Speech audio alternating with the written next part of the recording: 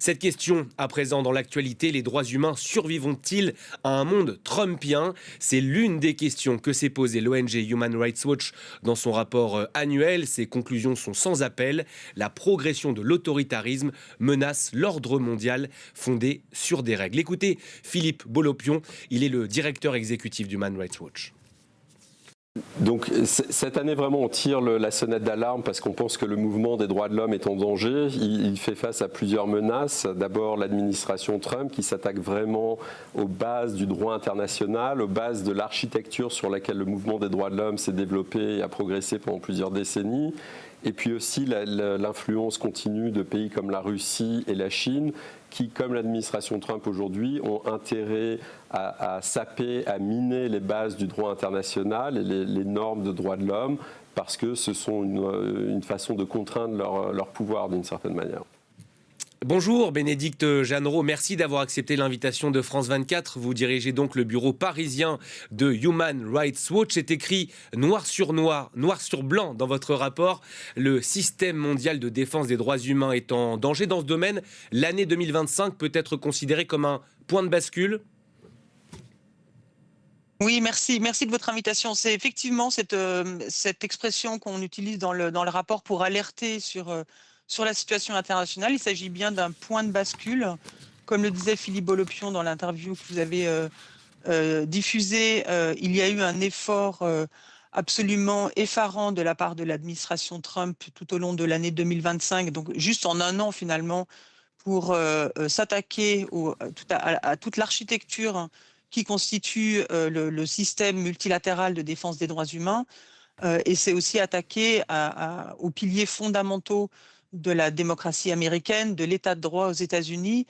Et donc, finalement, l'administration Trump a donné une espèce de coup d'accélérateur avec une outrance absolument incroyable à la remise en question des droits humains, du droit international, et a donné finalement des coups de boutoir permanents contre ce système qui est bien sûr, qui n'est pas irréprochable, mais qui est absolument fondamental pour la défense des droits à travers le monde.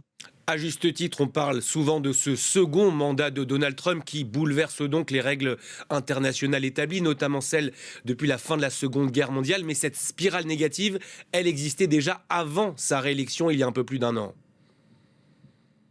Alors oui, il y avait déjà des tendances qui étaient extrêmement inquiétantes, que d'ailleurs Human Rights Watch documentait abondamment, des efforts notamment de la Russie et de la Chine pour essayer de miner ou d'affaiblir ou de compromettre les efforts du système international, que ce soit à travers le blocage du Conseil de sécurité des Nations Unies ou par des actions extrêmement brutales, comme c'est le cas en ce moment en Ukraine, avec la multiplication des violations en Russie.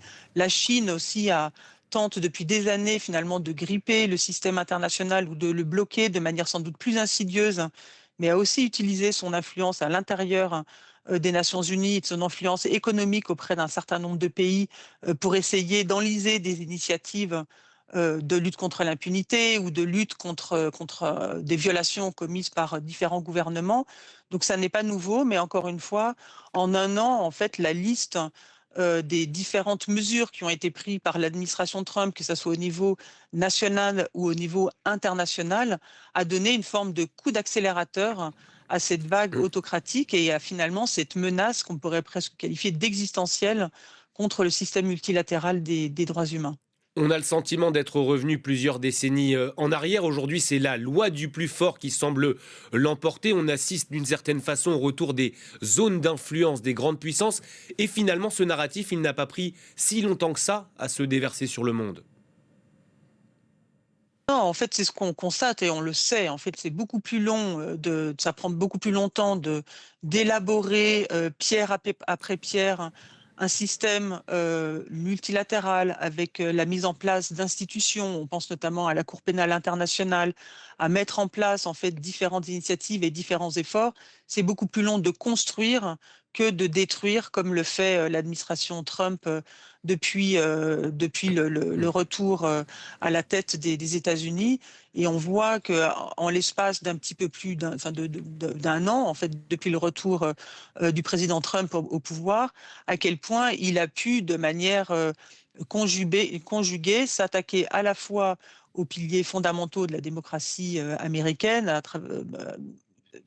détruire pièce après pièce les grands piliers de l'état de droit aux États-Unis en s'attaquant à l'indépendance de la justice, à la liberté de la presse, en menaçant ses opposants politiques, en essayant d'intimider une partie des journalistes, en s'en prenant à des humoristes, en menant des actions extrêmement abusives en direction des populations migrantes aux États-Unis, en prenant une succession d'executive orders, donc des décrets, pour aussi détricoter un certain nombre d'éléments très importants de l'état de droit aux États-Unis.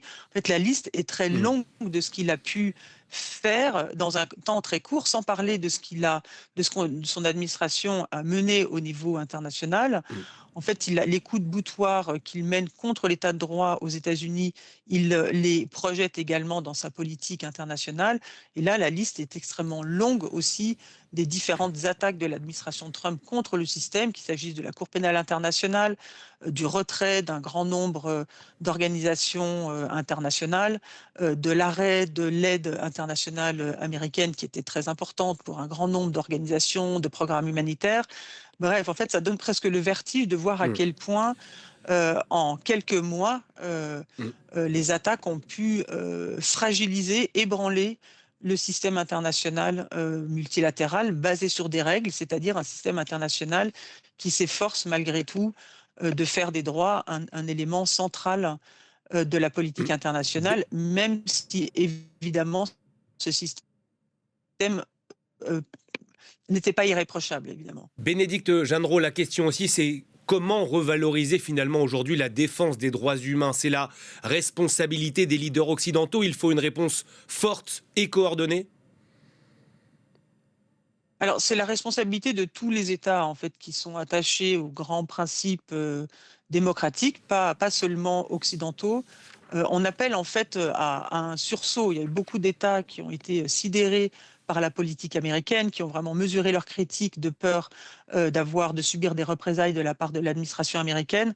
Mais le temps de la sidération est complètement passé. Là, maintenant, il y a vraiment un sursaut qu'on appelle de nos voeux de la part de tous les États qui sont attachés aux valeurs, aux principes démocratiques, qu'il s'agisse d'États occidentaux, d'États sur le continent africain, d'États sur le continent sud-américain, de puissances moyennes qui doivent absolument trouver les moyens de s'allier, de créer une coalition d'États qui auraient à la fois intérêt pour leurs propres États de se retrouver ensemble, mais de monter une coalition qui soit basée sur le respect du droit international et sur la protection des droits humains et des libertés fondamentales.